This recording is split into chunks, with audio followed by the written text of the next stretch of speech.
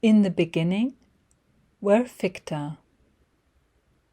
They were thought of by Aristotle, but then also later by Occam, as necessary connectors between sense perception and thought. However, in time, they came to be conceptualized as antithetical to truth and reality. As such, fictions are generally considered to inhibit rather than to enhance our knowledge. This development is partly due to a negative conception of our faculty of imagination.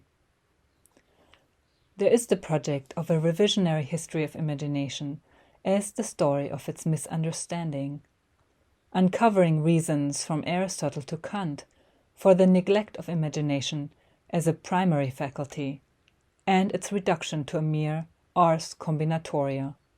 This paper is part of writing this revisionary history.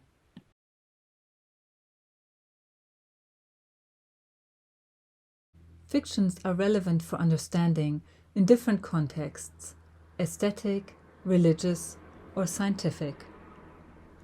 What's unifying these different fictions in different applications is the structure of an as-if judgment underlying them.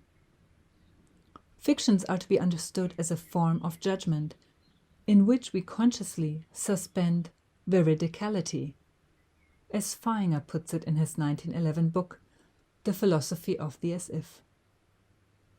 This work has enjoyed a modest renaissance in the literature on scientific model building and the philosophy of science.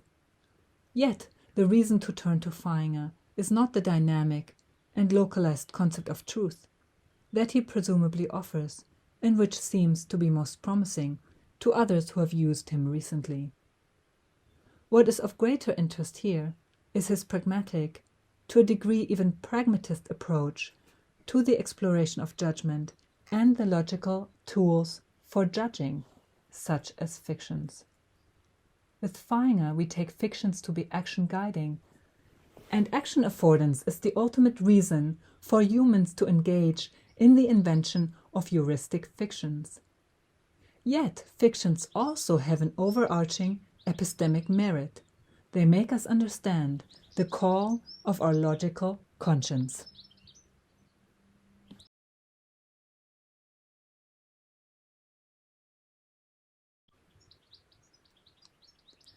In the contemporary debate, fiction is used primarily as a category of philosophical aesthetics or literary studies, taking into account not their logical form, but the proposed subject matter of fictions. Make-believe worlds in works of fiction. There are two aspects to this understanding worth noting on the outset. Let us keep one and discard the other. 1. Fictionality is a property pertaining to intentional representation. Today, fictionality is often regarded as a quality of texts. Fictionality's relevance is limited further by understanding it as a property of only a certain genre of texts, namely literary fictions. On the one hand, this focus has invited thoughts on how fictions relate to historical accounts of events or to history as a discipline, and resulted in demands that there be norms or indicators by which delineating fictional texts or aspects of texts from truthful reportage or true assertions would be possible. But on the other hand, what is important is the recognition of fictionality as a particular property of conscious intentional representation. Let us retain this aspect. 2. Fictions are segregated from an epistemic task. Discussing fiction in the context of aesthetics often focuses on the world-making aspect of fictions. It de-emphasizes fiction as a subject matter for epistemology, lest it have to shoulder the burden of an epistemic task. Let's discard this limitation. Let's argue instead that fictions should be understood through the lens of epistemology as a heuristic means for us. In epistemology, we can describe the role of imagination in the process of cognizing the world and acting in it. They are thus an essential metaphysical category which helps us understand our being and agency. The Feingerring account of fictions, with its plea for practical use over veridicality, which the conscious falsity of fictions affords us, allows us to ask not only how we get to know the world, but why we do so. The answer I offer here is that all our endeavors serve our agential orientation in our environment. This joins the neo-Feingerring approach with the pragmatists' telos.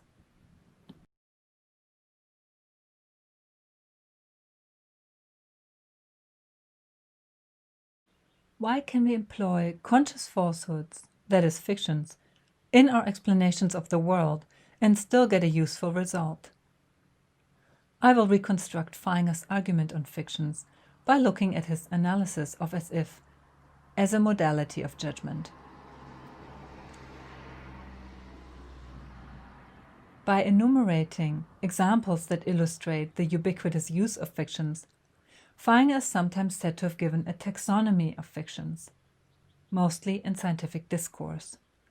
I consider Feinger's work to be much more systematic in nature. The logical form of fictions is captured in the analysis of the fictive judgment that unifies the field of fictions. Let's assume that only esoteric judgments are judgments proper. Secondary forms of judgment are, each in their own way, suspensions of judgment rather than a judgment. Fictive is a modality of such a secondary, suspended judgment. Feinger describes the as-if judgment as a violation done to two conflicting elements, forcing a fact and a stipulation into the same sentence. It purposefully suspends the judgment that A is B, but still affirms the consequences of the judgment A is B. It is in the sense that fictions are self-contradictory.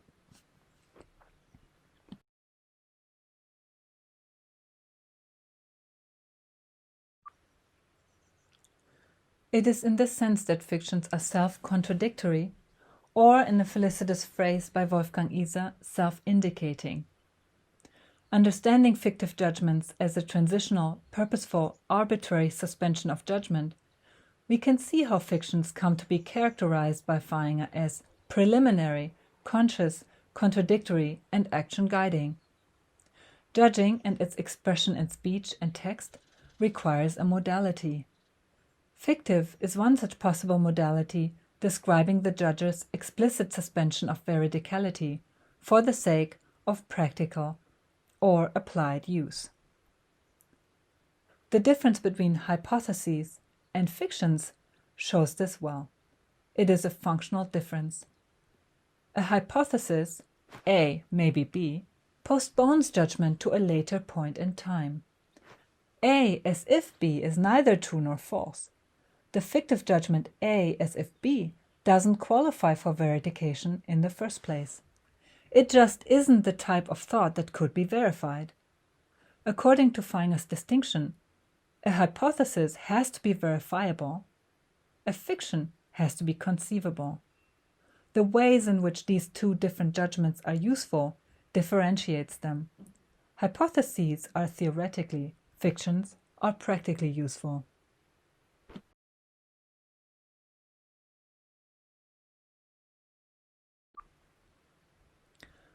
A thinker always takes up a stance vis-à-vis her idea, according to Feinger. She does so in different modalities. Feinger's Gesetz der Ideenverschiebung identifies three stages in the life cycle of an idea: the dogmatic, the hypothetical, and the as-if stage. Each denotes the way in which a thinker conceives of her idea as either dogmatic, hypothetical, or fictional. Each of these conceptions depends on her judging A is B, A may be B, or A as if B.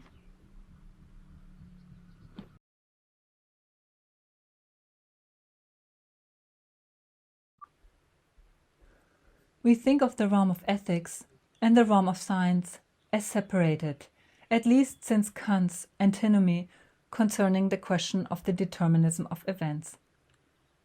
ethic concerns the realm of causation through free agency, and science investigates determined natural causation. Our line of argumentation, following Feinger, re-establishes a connection. Feinger notes that without the mediation of fictions, there would be no way of ordering and organizing the multitude of sense impressions. That without them, there would be no zest for understanding, that neither higher forms of ethical life nor higher forms of science would be possible.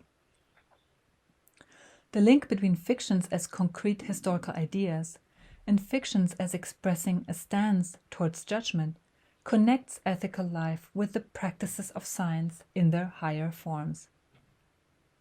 Understanding concrete items of thought in historical theories as fictions and pointing to the potential origin of some ideas as fictions, which only later become dogmatic, such as, for example, myths, lets us see them as conceptual aids, which also are suspect to cultural revision. A law of the devolution of idea posits that ideas themselves have a history of givenness to us.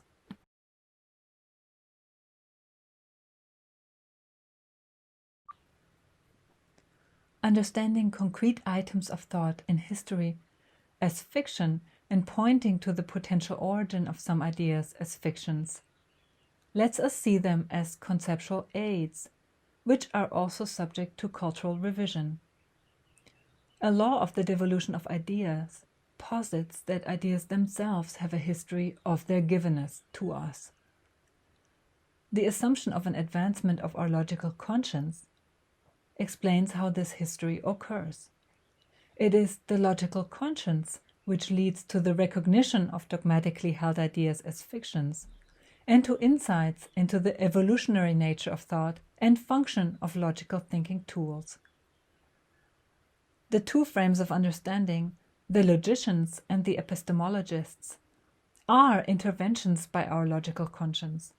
They force upon us the recognition of the nature of our heuristic means, both in ethical life and in science, both of which are primarily and ultimately agency affording.